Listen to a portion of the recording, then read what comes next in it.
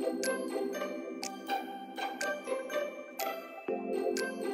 everyone, welcome sa channel namin.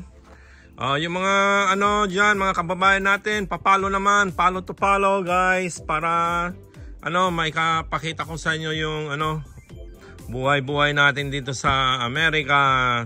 So guys, ito yung natin, ito yung patatas natin na nakatanim sa lupa, at saka yung ipapakita ko sa inyo yung patatas na nasa paso. Ito yung patatas natin na nasa paso.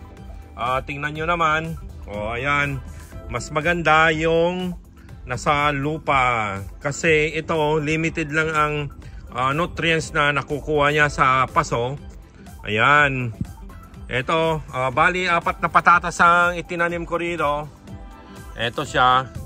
Kasi galing sa store to, patatas na to, bumili kami. Pagkaraan ng mga ilang linggo, na siya, nag-i-sprout na siya, may mga lumalabas ng kaya tinatanim ko na yung mga yon.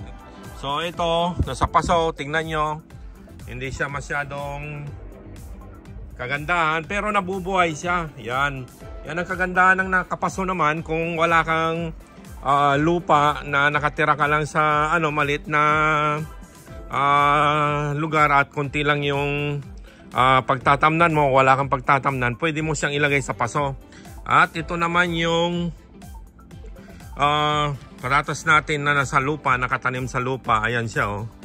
Yan, 1, 2, 3, bali 5 ito ng patatas na itinanim ko siya dyan. Very healthy siya. At malalaki. Malalaki, tingnan nyo, ang lalaki niya, oh.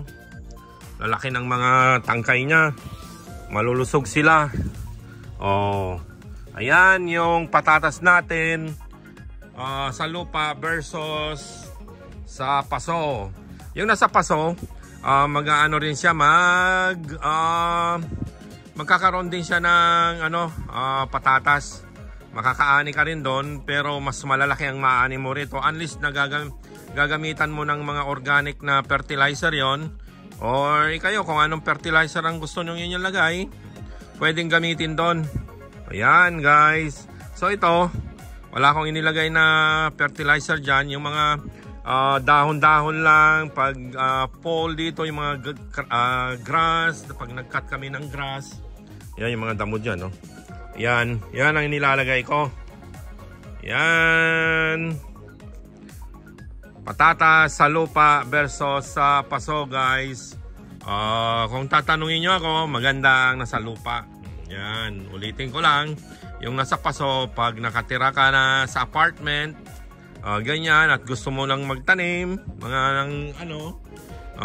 vegetables, ilagay mo lang sa paso.